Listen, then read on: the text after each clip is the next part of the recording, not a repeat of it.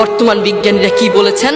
বর্তমান বিজ্ঞানীরা বলেন একজন সুস্থ মানুষকে, একজন জীবন্ত মানুষের হাত পা ধরে ভেঙে দিলে একজন জীবন্ত মানুষ যতটুকু কষ্ট পায়, একজন মা তার চেয়েও বেশি কষ্ট পায় তার সন্তানকে জন্ম দেওয়ার সময়। আল্লাহু আকবার। এরপরেও কেন আমাদের মায়ের প্রতি ভালোবাসা নেই? কেন আমাদের মায়ের প্রতি ভালোবাসা নেই? একদিন আব্দুল্লাহ ইবনে ওমর রাদিয়াল্লাহু তাআলা আনহু কাবার পাশে দাঁড়িয়েছিলেন। তিনি দেখলেন একজন যুবক তার মাকে কাঁধে করে করে তাওয়াফ করাচ্ছে। আব্দুল্লাহ ইবনে ওমর রাদিয়াল্লাহু তাআলা আনহু তার দিকে তাকিয়ে থাকলেন।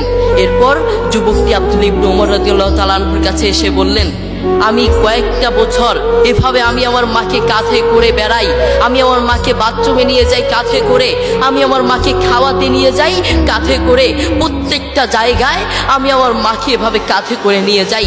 আপনি বলুন, আপনার কাছে আমার প্রশ্ন, আমি কি আমার মায়ের হক আদায় করতে পেরেছি? আমি কি আমার মায়ের হক আদায় করতে পেরেছি? আব্দুল্লাহ ইবনে ওমর রাদিয়াল্লাহু তাআলা আনহু কি বললেন জানেন? তোমার মা তোমাকে জন্ম দেওয়ার সময় কয়েক হাজার কষ্টের নিঃশ্বাস ছেড়েছে।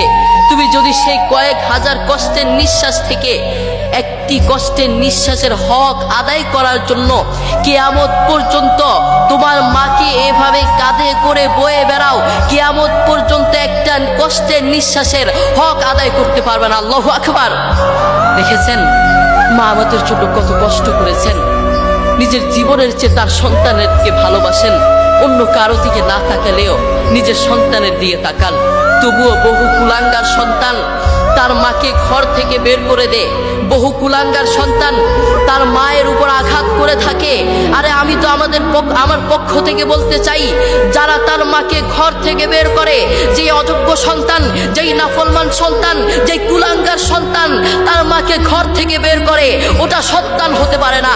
আসমানের নিচে জমিনের রূপে ওই সন্তানের মতো নাফরমান আর কে হতে পারে?